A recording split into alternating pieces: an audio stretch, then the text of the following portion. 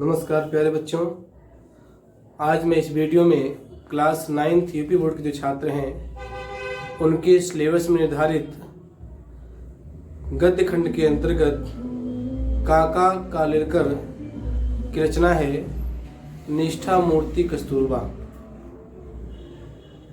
निष्ठा मूर्ति कस्तूरबा महात्मा गांधी की जो पत्नी थी उनके बारे में उन्होंने इस पे लिखा है।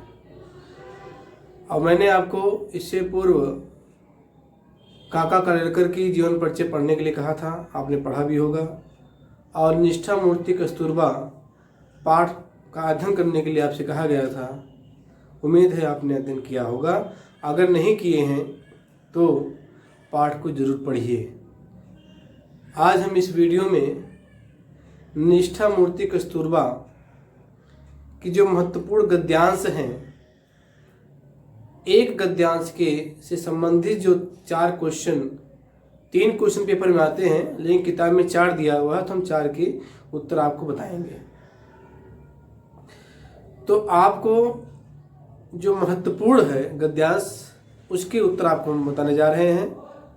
इससे पहले आपको बताना चाहते हैं कि जो आपके अभ्यास प्रश्न किताब में है अति लघुत्तरीय प्रश्न, ध्यान देखिए, प्रश्न संख्या 1 से लेकर 5 तक, इस प्रश्न का उत्तर आपको कॉपी में करना है और इन प्रश्नों का उत्तर आपको इनके जीवन परिचय मिल जाएगा।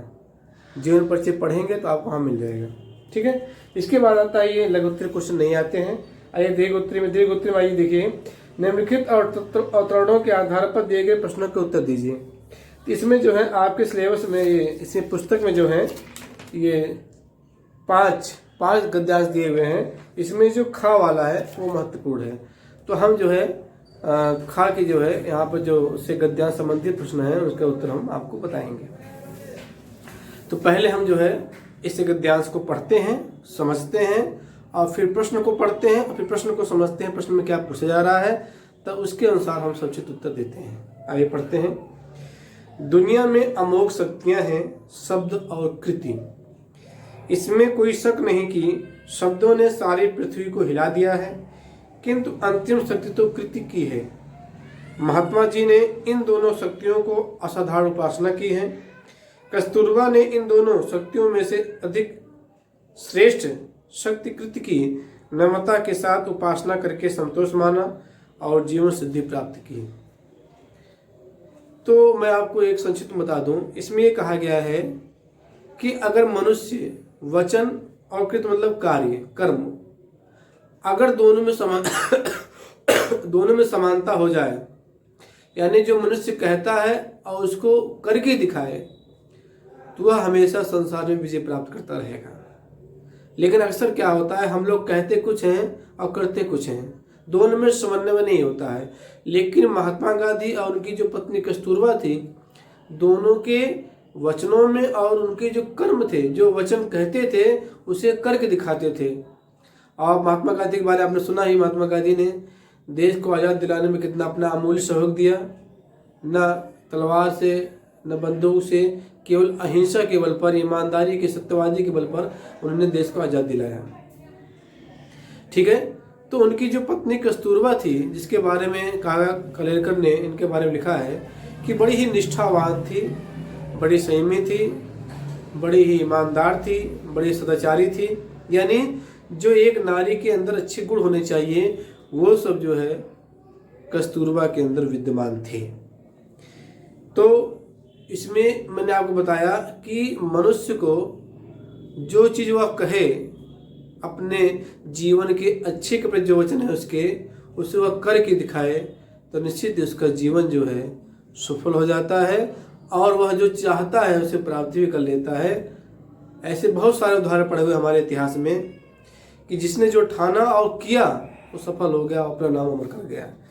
तो इसमें हम इससे संबंधित जो क्वेश्चन है मैं आपको पढ़ता हूँ, ये ध्यान दीजिए, खा वाला, यही आपको कॉपी में करने हैं और कॉपी में आपको नहीं करने हैं। तो पहला प्रश्न क्या है, पढ़िए आप, देखिए।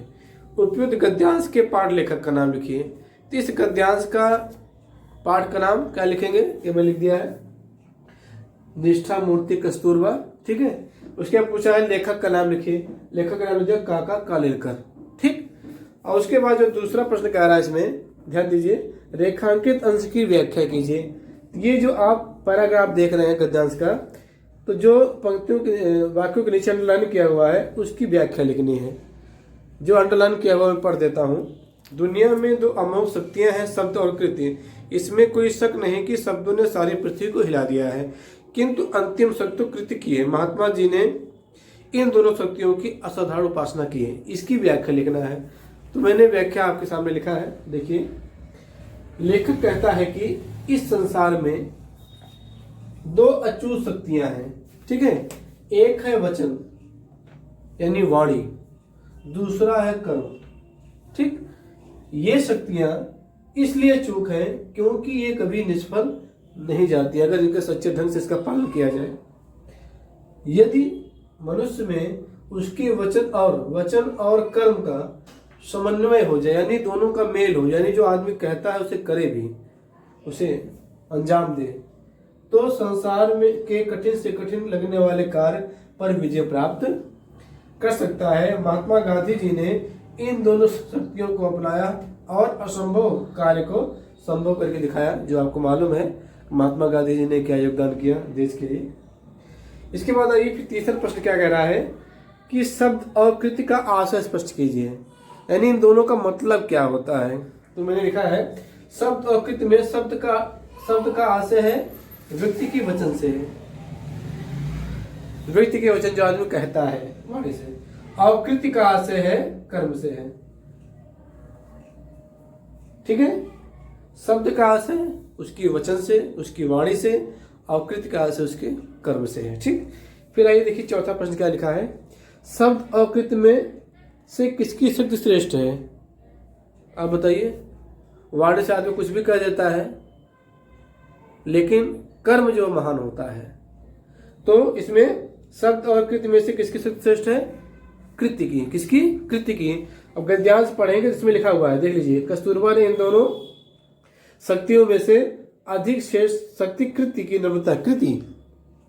तो कहने का प्राय है कि मैं आपको इससे पूर्व वीडियो में बता चुका हूं कि जब भी गद्यांश से संबंधित प्रश्न का उत्तर देना है आपको, तो गद्यांश को पहले आप ध्यानपूर्वक पढ़िए, समझिए। नहीं समझ पा रहे हैं फिर दोबारा पढ़िए।